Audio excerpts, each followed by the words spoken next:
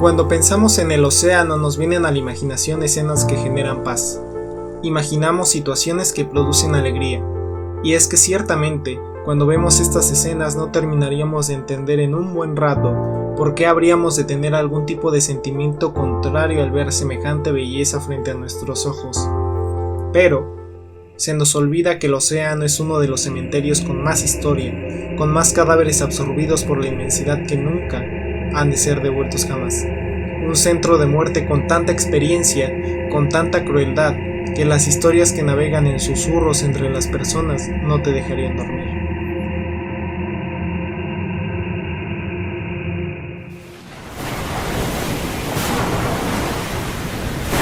El Mari Celeste fue un bergantín estadounidense que el 5 de diciembre del año 1872 fue encontrado en el océano Atlántico abandonado y flotando a la deriva, con las velas medio desplegadas y sin su bote salvavidas.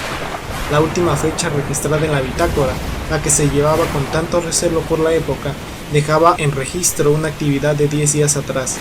Después de esto, nada. Pero antes de todo esto, es necesario ir un poco más atrás. Nueva York por los finales de los 1800 era un puerto en desarrollo con muchos barcos entrantes y salientes a todas horas. El movimiento era algo obligado todos los días. Dentro del puerto el capitán Briggs era uno de los capitanes de uno de los veleros que gozaba de una historia de generaciones en el mar.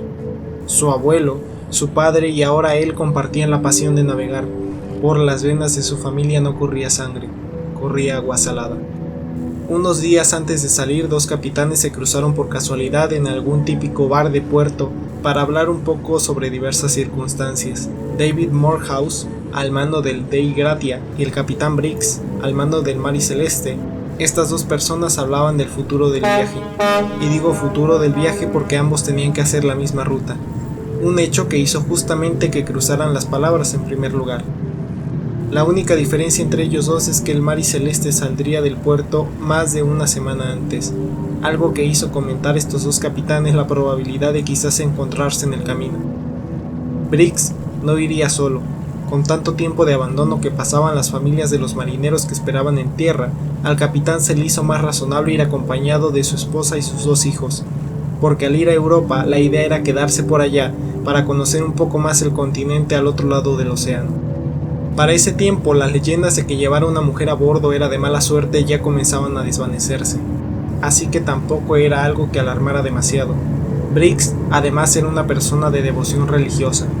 Su esposa, una mujer respetada que también gozaba de estas características, personas con una rectitud moral que ponían sus creencias acerca de la divinidad como una guía para las cosas que hacían. Antes de irse, la esposa del capitán Briggs, Sarah, le escribió una carta a su suegra sobre el viaje que iban a emprender, sobre cómo era el barco y los planes futuros, como el de pasar la Navidad en Europa. Finalmente, un día 7 de noviembre, el navío partió de Nueva York a Génova, con el capitán Briggs, su esposa, sus dos hijos y 7 marineros más, varios de ellos alemanes que querían regresar a su país y aprovecharían el viaje con ese propósito. Durante las siguientes 2 semanas el barco sería azotado por unas condiciones climáticas terribles. Así les confirmó una página del diario del capitán fechada en el 25 de noviembre. Sin embargo, el barco no presentó daños según escribió. Luego de esos escritos, no se sabe nada más. Y así, el día 5 de diciembre un barco fue avistado por el Dei Gratia a mitad del camino entre las Islas Azores y la costa de Portugal. Oliver de View, primer oficial del Dei Gratia, fue enviado por el capitán Morehouse para inspeccionarlo por la particularidad de las velas de no estar ni sueltas ni bien atadas. Tras unos silbatazos que se perdían en el aire por la inmensidad del mar, el silencio fue lo único que recibieron como respuesta. Al subir para ver si el barco efectivamente estaba abandonado o había alguien que estando en una situación riesgosa no pudiera contestar, se dieron cuenta de que las cosas de la tripulación estaban acomodadas, sin mostrar algún desorden que delatara un pasado en el que algunos piratas hayan estado a bordo con ciertas intenciones. El almacén que tenía dentro comida y agua para 6 meses estaba intacto, como si nadie se hubiese preparado jamás para abandonar el barco, y el barco salvavidas no estaba. Sin embargo, al ser un barco pequeño en la inmensidad del océano era una última salida. Lo curioso aquí es que cuando un navío estaba cerca de la costa, este pequeño bote se soltaba para llegar al muelle, y entonces las poleas que sostenían al bote, junto con las cuerdas, se amarraban para que no golpearan la madera del casco innecesariamente. Y así estaban, con las cuerdas amarradas y sin barco, mostrando un orden en su descenso. No salieron huyendo despavoridos dejando todo atrás. Quien o quienes hayan tomado el bote salvavidas lo hicieron con orden.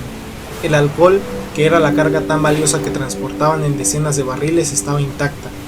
Unos centímetros de agua en el almacén atestiguaban un clima ocasionalmente cansado, y de las 2 bombas que había para retirar el agua aún estaba descompuesta y había sido removida de su lugar. Las velas seguramente estaban así por el viento y el movimiento del barco tras estar 10 días a la deriva dejándose llevar por las corrientes del agua. El capitán Morehouse entonces dividió su flota y llegó con ambos barcos a la costa. La historia a partir de aquí se regó como pólvora, y el barco Mary Celeste quedó como maldito. Cuando se le echó un vistazo a su historia se vio un historial constante de desgracias, y una particularidad: sus 4 capitanes murieron en su primer viaje. Que si el alcohol por la presión del mar hizo que algunos barriles explotaran y eso provocó la huida de la tripulación, que si hubo un motín, hasta que alienígenas se los llevaron, forman parte de la inmensa cantidad de teorías que buscan una explicación. Pensar qué tuvieron que ver los tripulantes para que el capitán Briggs tomara la decisión de marcharse con una mujer y 2 niños a mitad del océano, si es que así fue, sería algo que de tanto pensar nos robaría la mente. Pero si fue así, no tomarse la gran molestia de cargar con comida y agua sería un suicidio inmediato. Si fueron tragados por un fenómeno natural, una tormenta o huracán, ¿por qué el barco no estaba dañado? ¿Por qué se veía como un barco más recién restaurado, en vez de un barco golpeado y fantasmal? Porque todo estaba en perfectas condiciones, como si solo hubieran arrancado a las personas de ahí. La ropa de cada día, las vestimentas reglamentarias de lluvia, los zapatos y botas, todo estaba en su sitio. La oficina del capitán en orden, y los dormitorios a la espera de la tripulación para que regresaran a dormir. Un motín podría explicarlo todo, pero sin las armas fuera de su lugar, sin el más mínimo rasguño, le arrancaron las personas al barco como la flor a la que se le arranca del piso para no volver jamás. Quién sabe, tal vez la siguiente vez que mires la inmensidad del océano te den ganas de que hable, porque este es uno de los secretos del que solo el barco y el mar fueron testigos. Escuchaste Podcasters.